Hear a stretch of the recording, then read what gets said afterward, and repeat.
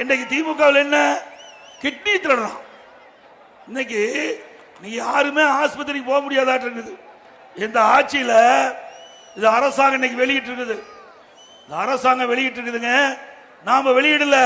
இன்னைக்கு வந்திருக்குது அரசு குறிப்பு.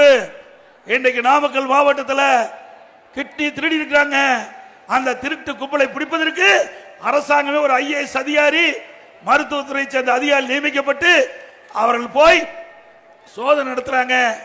யாரு அதுல சம்பந்தப்பட்டிருக்காங்கன்னா திமுக கட்சிக்கு சொந்தமான தனலட்சுமி சீனிவாசன் மருத்துவமனை பெரம்பலூர் மற்றும் சிதார் மருத்துவமனை திருச்சி ஆகிய மருத்துவமனைக்கு மனித உறுப்பு மாற்று அறுவை சிகிச்சை சட்டம் 1994 பிரிவு 16 உட்பிரிவு 2 படி சிறுநீரக மாற்று அறுவை சிகிச்சை மேற்கொள்ள வழங்கப்பட்ட உரிமை பொதுமக்கள் நலன் கருதி தற்காலிகமாக நிறுத்தி வைக்கப்பட்டது. மருத்துவ மற்றும் ஊரக நலப்பணி இயக்குனர் அவர்களால் ஆணை வழங்கப்பட்டு அந்த மருத்துவமனை யாருக்கு சொந்தம்னா மணச்சநல்லூர் திமுக MLA கதிரவன் என்ற அவருடைய மருத்துவமனைங்க. ஏங்க இவரெல்லாம் நம்பி ஓட்டு போட்டு ஜெயிக்க வச்சா உடல் இருக்கிறதெல்லாம் பாட்டு பாட்டா கட் பண்ணி எடுத்துட்டு போயிடுவாங்க. பாட்டு பாட்டா இன்னைக்கு யாருடைய மருத்துவமனை?